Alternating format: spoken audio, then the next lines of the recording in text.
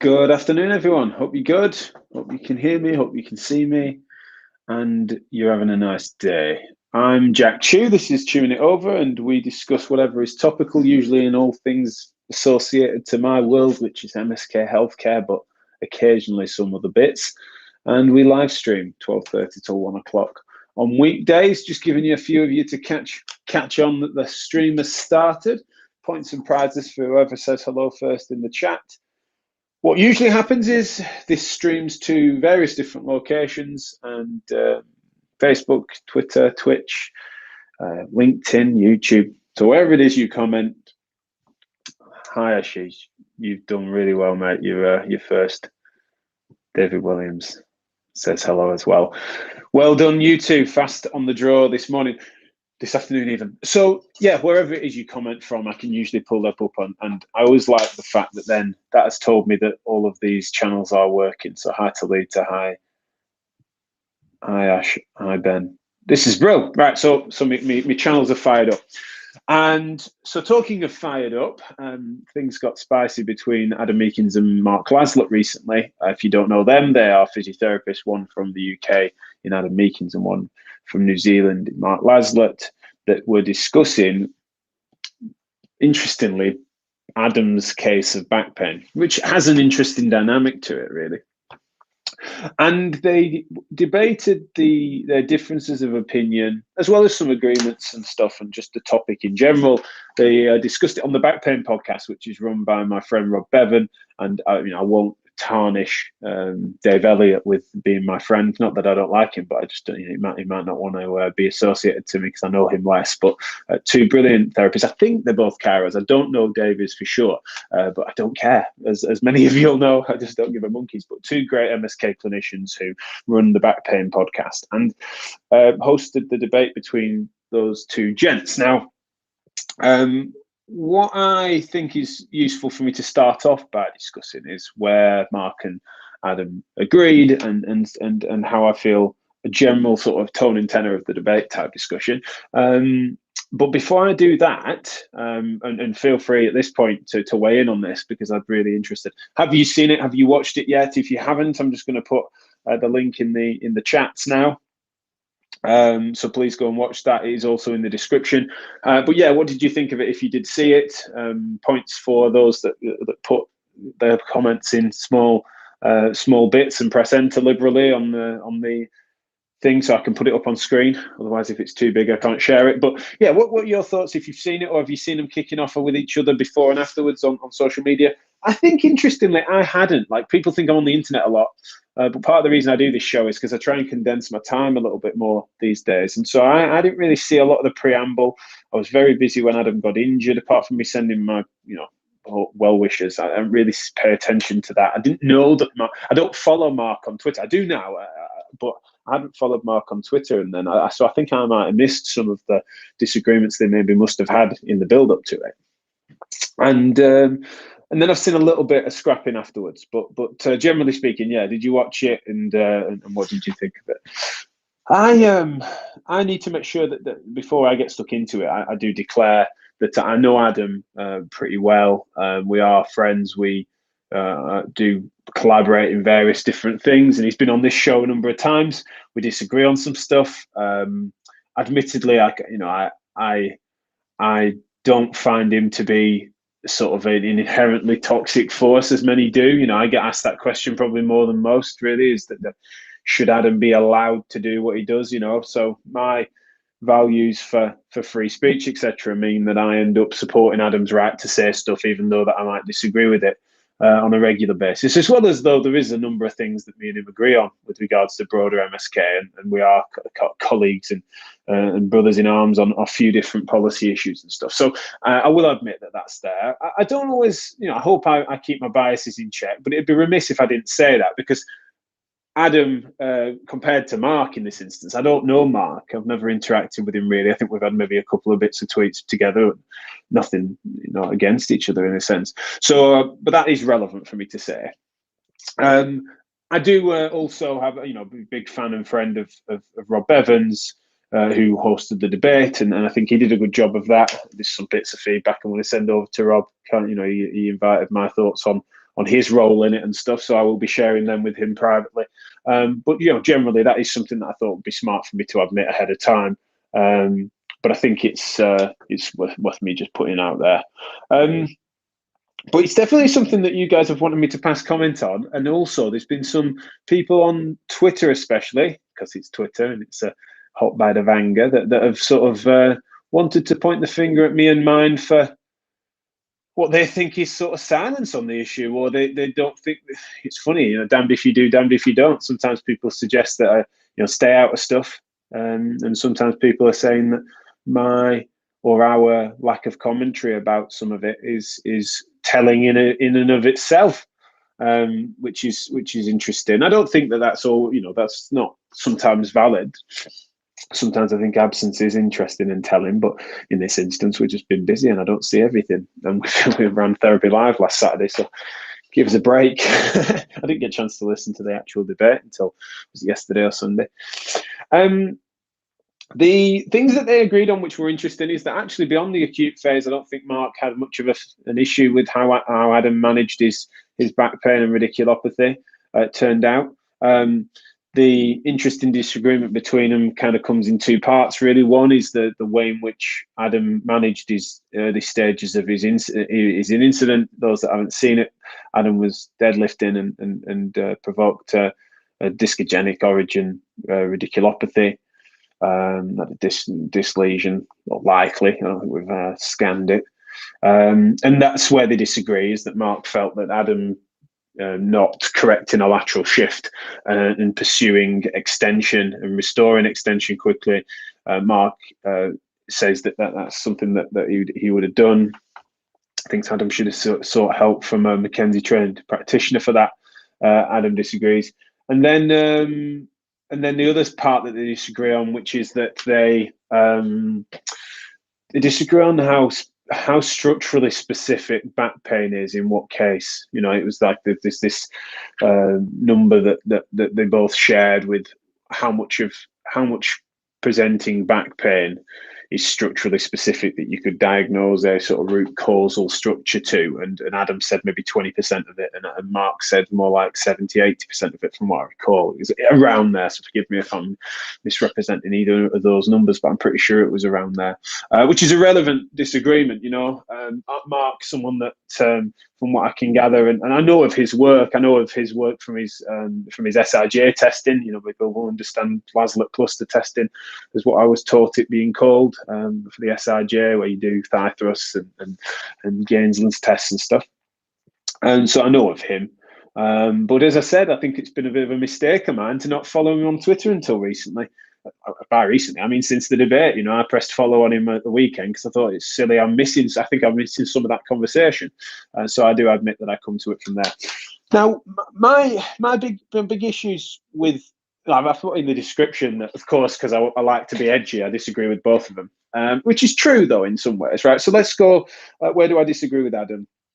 I disagree with Adam on a couple of things with regards to how he's gone about it. I think it was nice to see Mark credit him for having documented it. I think it was decent of him and brave. But I just think that sometimes, because it's his personal story, there is, to some degree, I mean, he doesn't need to, because I think some of his points and arguments are fairly strong on some of the actual specifics of the evidence base that does or doesn't support what Mark's been saying, which I'll come to in a second. But it's just that Adam, because it's his back pain, and I've had an episode of this. For those that don't know, there's a Physio Matters podcast out there with me being interviewed on my own podcast about my episode of it that I ended up needing to have surgery for. So I know what that's like. And I'm not saying I managed and handled it really well, but I'm just meaning that there is something when it's you that means that your insights are really hard to uncouple and to be super objective about. Now, Adam's doing as good a job as he could do, I think, on that. But at the moment, as far as I've seen since the debate, is that Adam can't help himself but to just suggest that Mark is discrediting him as a patient, dismissing his experience and stuff. And I think that that's something that's a bit of a spoil, really. And I think that's a bit annoying for me looking in, because I think that whilst I understand what he's meaning, and I don't doubt that Adam's feeling that, by the way, so he can share what he feels, but I just think it's a bit of a shame. I don't think it's going to be conducive to good discussion. It's like, Whereas Mark has, in this instance, been willing to challenge Adam on his own management of his own back pain, and I'm kind of glad, because no one else would do that. I mean, I just wouldn't do that. Like, I'd be surprised. I think privately I would have done, but publicly to challenge him like he has done, I quite like Mark for that. Right, it's one of the reasons I followed him. I like the fact that he's someone that he seems to be. I don't think it's disrespectful for me to say he's of an older generation, but he's also of an older mindset with regards to structuralism. I think compared to many of us, he seems to, and also for modes of treatment that do follow specific patterns and rules, and you do this before you do this and stuff. It's like, really, I find it really interesting to hear from that, because that side, that wing of the profession in a way these days, because it's rarely heard. It gets drowned out by folk like me and Meakins, I guess, which I think is a shame.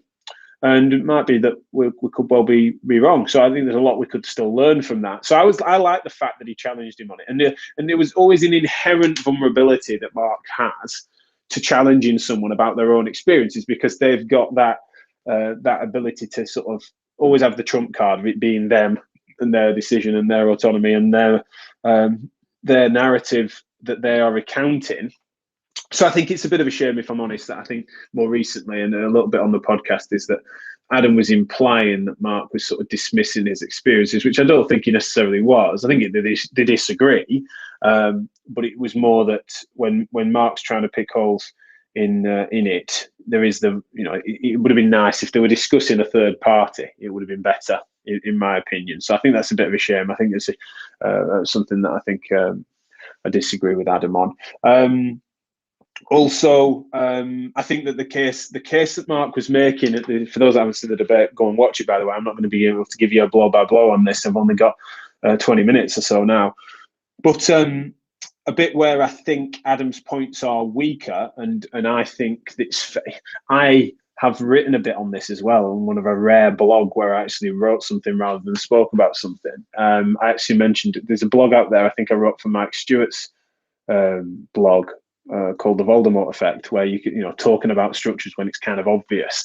And I think that's a bit where I do end up disagreeing with Adam, but I think Mark gets carried away in how comfortable he would attribute something like that to discogenic pain. I don't end up going all the way there, but then similarly, I think Adam, it's a bit needlessly resistant to attributing an episode like that to it being likely to be. And the bit that we're talking past each other is that I don't think Adam doubts that, especially now. But what he was meaning was, it didn't meet a threshold of probability for him to then be willing to say that. And I think that's a shame, because I think, in all honesty, that seems a little bit, not just in hindsight, but at the time, it just seemed highly likely. And so Mark was making points about probability, and because that probability wasn't 100, because it wasn't 100% guarantee, of course, you're going to know for sure. Then I think that's an area where really I found Adam's point to be weaker. Where I disagree with Mark, I think, is that two main ones. One is that the claims that are being made, it's hard, because I'm of a generation, in a way, or of a school of thought that has been where he describes he is, and found it wanting. And I think I didn't hear from him an understanding or acknowledgement of that. And by that, I mean that the pursuit of Mackenzie-based MDT type approach of care for particularly radiculopathy and stuff is something that I'd be surprised most MSK clinicians have been there, have pursued that. I remember doing it myself when I developed a disc lesion where I'm correcting the shift. I'm having someone else try to do it. I was like, let's experiment. This is interesting. So I was willing to try some stuff, and also not just on myself, but I mean like patients over the years, and that's where I was with my understanding of back pain, and you needed to try to do this, and that there was some inherent disc mechanics you could change through repeated movements and stuff, and essentially pushing disc bulges back in was the lay term, not Mark's term, but I mean like the lay understanding of what Mackenzie treatments were doing. And I think what is interesting is to hear Mark advocate for that model to some degree these days, which there are clinicians that do it, but I mean, as a high profile educator, but it just doesn't seem to then the strength that I don't my reading of the evidence as well as my experience in practice is such that I just find that to be massively wanting, and so it ends up being his position is quite vulnerable to the fact that there's me and other members of the audience just being like, it's just a romantic take, in my opinion, and certainly something that I hope I could speak with Mark about another time if he's interested, because I do think that that's something that really many of us have found that if it was as good as you're describing, Mark, or working under the right wizard of an educator, or understanding exactly where to lay my hands, it would be something that you'd find me and many others on your side more. And instead, it's been something that we've often, no one's dismissed it. Some people maybe have dismissed it out of hand, but many of us have kind of been there, much like I used to try to, do a grade 1 mobilization on a spinous process, and not, pressure just not enough to crack the shell of an egg type mobilization. We've kind of been there and moved past it, from some of the yesteryear sort of concepts on both mechanism of effect and the actual treatment methods, and moved past it. So I find myself disagreeing with him on that, and also just want to emphasize that point by saying, if the study and the body of work that could be done, even anthropologically, I can't get that word out, but what's the word? Anthropologists could investigate, right, cross-culturally. When you have, say, a disc lesion from a lifting injury in whatever culture or country, it sounds like Mark thinks that the interventions that he would have been able to deliver if he'd got hold of Adam, it sounds like even against his will and into agony by the sound of things as well, right? So a painful intervention that Mark's sort of suggesting that intervening quickly with the things that he could do and that he's trained to do that need to be specially administered to someone, not self-administered, apart from in rare occasions, is something that would stop peripheral symptoms emerging in their tracks, right? And that is such a big claim, right? So it's such a big claim in that you would find me, if I thought that there was a chance of that being the case, and consistently, by the way, then you would find me trying to think of ways through some international connections that I have with the UN to actually make sure that if someone has a disc lesion in some sort of rural tribe in Uganda, that we need to make sure that, much like we're trying to get clot-busting drugs to those that have an ischemic stroke, wherever it may be, because we're realizing now if you've got a 48-hour window in which, it's less than that, sorry to my neuro colleagues, I'm speaking out of turn about the timeframes on this, but a big enhancement is that you had an ischemic stroke, and if you got the clot busters in, so you identified it wasn't hemorrhagic, and then you got the clot busters in within a window of opportunity, then you decrease the cell death in the brain, right? Forgive me if I'm off on this, but that was a big breakthrough a number of years ago. I don't think he realizes what he's saying, but what Mark sounds like he's saying is that there's almost a powerful an intervention almost as powerful as that with regards to stopping radiculopathy in its tracks and its symptomology, which is that his style of hands-on technique, a la Mackenzie, correcting a lateral shift and then aspiring someone to extension, is something that, independent of the personal risk factors and sensitivities that they might have, the other factors that might affect someone's symptoms, just on a structural level, that style of treatment needs to be administered quickly by someone of an expert level, a la clotbusters in a stroke, that would then stop it in its tracks or stop the sequelae. That's such a bold call. I mean, it's just an enormous call. I can't see that in the literature unless I'm missing something. I just think it's quite a straightforward thing to replicate, if I'm honest. Like, there are some things in our world that are frustratingly difficult to test and measure and investigate, and I'm not a researcher. Hold my hands up there, let's be straight, and I'm not one that professes to be particularly academically literate and stuff, and so I might be well off here. But as far as I can see, as far as I know, I just don't see why that wouldn't be a fairly straightforward thing to investigate, with patients like that present with an acute onset of back pain for pattern recognition, as well as other things in terms of the rules that were described quite well as to what the likelihood ratios are for certain pathologies. Then you can A/B test that fairly well. One arm gets whatever movement's comfortable, let's give it time to settle down, and one gets, aggressive and somewhat painful. It doesn't have to be aggressive, but painful, hands-on treatment to correct a lateral shift and aspire to extension and do repeated movements into that to try to, for whatever mechanism. And therefore you could do, and I know some of these trials have been done, and that's the thing, I found it, when I've seen the ones that have kind of done this, I found it wanted. But, this is the thing that Mark had to rely on, which I'm not dismissing, is that he's got a wealth of experience in this field, that he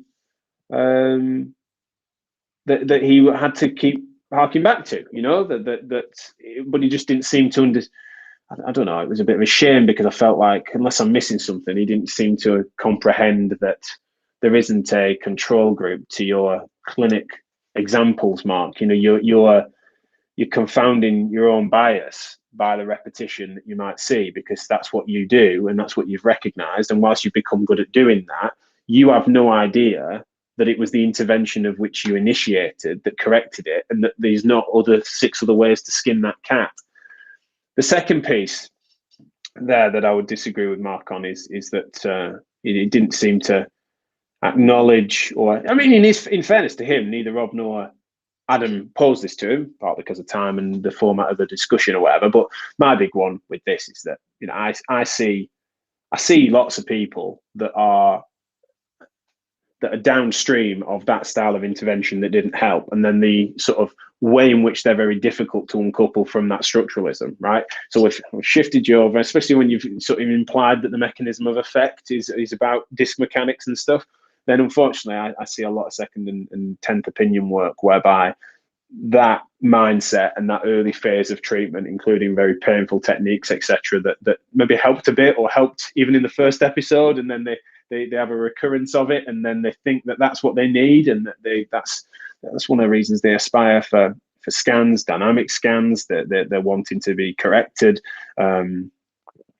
There didn't seem to be an acknowledgement of that. Now, I'm sure, again, in conversation, maybe me and Mark or anyone else could have that in the future, but that was something that, unfortunately, that's a massive, what are the side effects of this supposed intervention, right? The fact that sometimes it works brilliantly, I think is not, what doesn't work brilliantly sometimes, right? We kind of know that about all sorts. The mechanism of effect is still contentious and questioned, but then when you don't seem to acknowledge then when it doesn't work, what might be the sequelae from it, that is not an intervention that doesn't have any consequences at all. And I'd like to have seen that articulated. Now I will admit that it's not, that could be a time thing, and so it could well be that Mark's like, oh yeah, that's a big problem and we need to talk about it. So I'll give him a chance to, of course. The non-specific low back pain conversation at the end I thought was sort of semi-interesting, not as good as the meat of it, really. I think that that was interesting. But I've spoken on this show about the fact that I think non-specific low back pain is a bit of a nonsense term, because it's very specific to an individual. It's about as specific as it can be, but it's also a bit of a tongue-in-cheek thing that I say on this show when I do say that, is that actually what I mean is structurally specific, structurally specific low back pain is the thing we're on about. Structurally non-specific. I do end up, admittedly being nearer to what Adam's saying than Mark there, from my own understanding and my own application of my own trade for the last whatever years, and I think that's what's a shame, really, is that I think I'm genuinely fascinated by the fact that we may well be underdiagnosing more specific structural pathologies that would indicate differences in treatment, right? The school of thought where really anything goes, we need to calm things down, build things up, and we need to let things settle down, but then just aspire people to whatever function they can do, and then build up their resistance and resilience and train them however they want to be trained, and aspire to a type of exercise that they want rather than picking a winner. That's sort of where it's gone, but it might be that that's a bit new agey, and that we've gone too far away from being dead specific, right? You get most people saying that, yes, spondylolisthesis, or even a specific, disc pathology and stuff, we need different pathways. Tom Jessen's done some great work where he gets frustrated where you lump in back and leg pain with just axial low back pain, especially with being ignorant of chronicity and stuff. And so I think that sometimes I think, you know, we need to treat specific things specifically and general things generally sometimes. And I think that there was a bit of a mistake going on where I think Mark is making claims on specificity there that I just don't think that the literature can hold up. And I think that he kind of knows that. I think he might even have some frustrations with the literature himself, because that's one of the reasons he seemed to just hark back to his own sort of experience. Again, not that I dismiss, but I just mean like he's referring to his own pattern recognition and decades in the game. And then, but I do also think that there's something like that's where it's a shame. I'd like to see that argument unpacked a little bit more, and to see whether I'm missing reading some interesting key papers on it, because I think that there could be a there. Do you know what I mean? Like, I think there could well be that there's a complacency that exists around non-specific low back pain that we may be missing it. And I see that in clinic plenty, where it's been diagnosed as non-specific low back pain, and it's something quite clearly stenotic, and that's really relevant to the pattern that they're seeing, or it's an ankylosing spondylitis that's been missed for 3 years. You know, unfortunately, that happens, of course. But what Mark's making a case of is that there's some sort of really relevant like facetogenic and stuff like that, or that there's something more specific. You know, maybe you would even go so far as to say specific muscular pathologies or whatever, you know, that aren't serious or pathological in a diagnostic sense, like a axial spondyloarthropathy or a fracture or whatever, but also, you know, that there's almost like structural injury, much like an ankle sprain or whatever. You know, I think he even sort of suggested understanding that ligament stuff. So I think that was where the non-specific discussion I thought was interesting, and I didn't have a dog in that fight, to be honest, because I think there might be a there. I think that Mark's concerns seem to be around potentially underdiagnosis, and I think that could be the case in some circles. You know, I think it's naive to think that everyone's gone this way, but also I think that you know, it's something that he gets carried away on that theme to bit for my taste. You know, I didn't hear a good justification for what would help us to then be more accurate with our diagnoses. So a bit of a potted journey for me in terms of my reflections. I'm very much just spitballing here, in part because I watched it and enjoyed it, but I haven't enjoyed some of the aftermath on socials, because I think I'm only seeing bits of it. It's one of the reasons I hadn't seen what preceded it as well. Seemed really relevant. I think in terms of the sort of spirit of the discussion and stuff, I think it was quite nice in parts. I think there's a lot of respect between them, which then doesn't play out on social media, which is a shame. But also, I think that you can't have your cake and eat it too with this, right? So you've got two very confident blokes. One's confident enough to document his own back pain journey from the moment it happens. And, you know, granted, Mark thanked him for that and took his hat off to him. But then you've also got someone in Mark Laslett confident enough to question, in this case, a patient of a sort, about the specifics of what they're doing, because there's an implication from what Mark was saying. It's like, Adam, you're doing this wrong, almost like you're committing a version of self-harm. You should know better type stuff. At a moment that he was in pain. So the confidence in both of those people, you can't then expect that conversation to happen and for it to not be a bit of a pissing contest. You know, I think that sometimes we make the mistake of thinking we want people to be forthcoming in sharing their thoughts on their craft, case studies, each other for entertainment. But then when it's not perfect decorum or whatever, then we seem surprised. I think that's just a bit. I don't know, you guys. Maybe you just got, not you guys. That's harsh. Your audience, my audience, of course, being all worldly wise. But I think that generally, professionally, I think it's a bit naive, that, if I'm honest. I just think that this, what is that about? If you think that people would always be sort of prim, proper, and pleasant.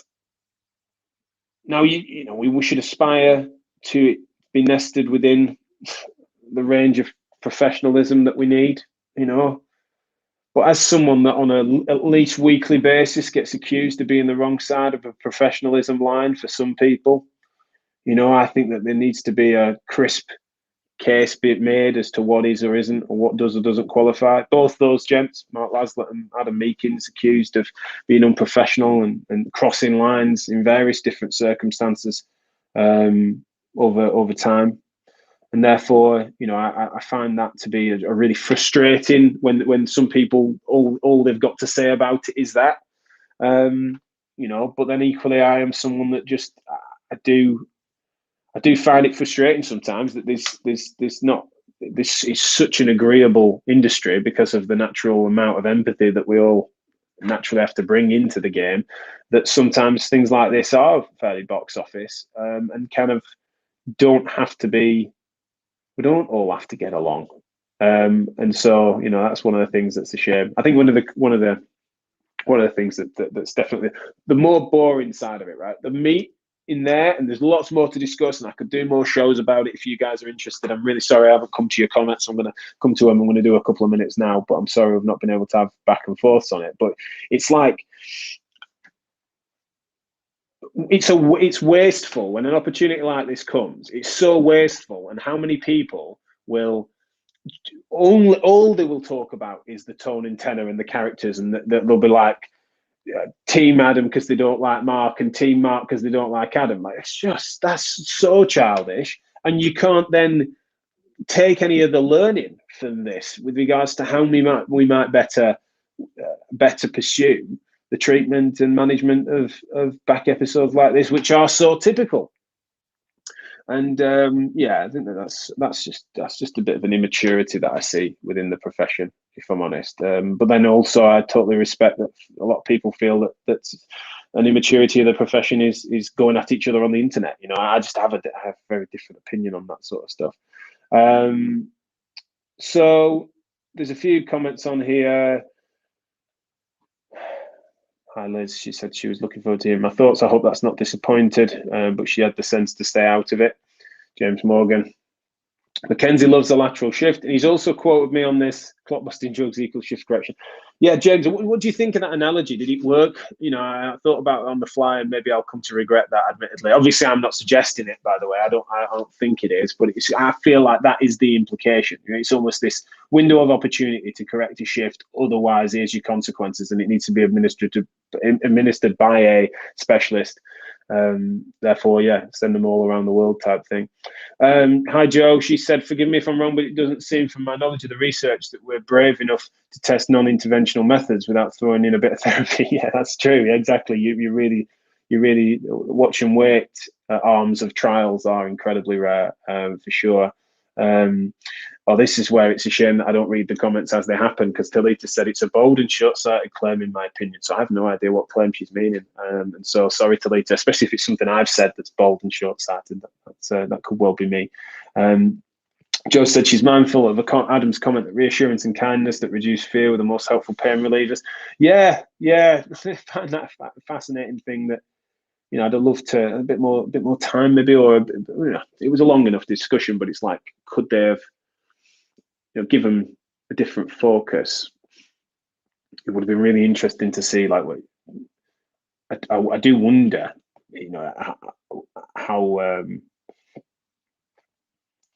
Mark felt that fit in with his suggestion. The reassurance and kindness wouldn't have necessarily been applied. Certainly not a similar dosage. Benjamin Muir says Mulligan techniques for the developing world. Yeah, that was this is when the things came in. James Morgan said we need to see the Locke Meakins debate. I don't know who Locke is. Sean Locke, he's dead, unfortunately. So I hope you're not meaning him. But otherwise, I don't know a Locke. Sorry, James, can't help.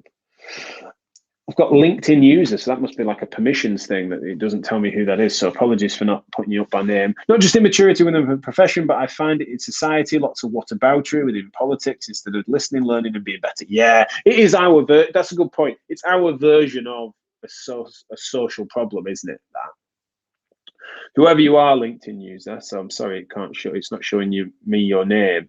I totally agree. So I don't think it'd be silly of me to sort of imply that this is a really unique MSK therapies type problem. I think you're right. I think there is. Oh, it's funny. There's a hypersensitivity, but then also we need to try and rid the world, including this part of the world, of people that are just provocative for provocation's sake as well, which is definitely what people sometimes accuse me of, and Adam of, Mark of sometimes. That's what's interesting. Where do we draw those lines? Is a really tough one. Bernadette, hi Bernadette, another former Chewing It Over guest, has said it should be easy to prove or easy to disprove. Scientifically, we expect someone to prove, but maybe with pain, it's just important to disprove. Yeah, I think we need to. I'm looking forward to hearing from my researcher mates who might say, in what world, I was saying, I think it's an easy-ish thing to test, compared to many things. There's claims made that need to be backed up, and especially with people that have got access to it. So, it was Tim College. That's who LinkedIn user is. Hi, Tim. Well, absolutely agree, mate. I mean, if I'd have known it was you, I wouldn't have agreed with it so much. But yeah, thanks for that. It's brilliant. Talita said, I meant Mark's opinion that he can correct lateral shifts and they should always be corrected. Yeah, Talita, totally agree. It's just, and unfortunately, I think that's where, historically, his claim that,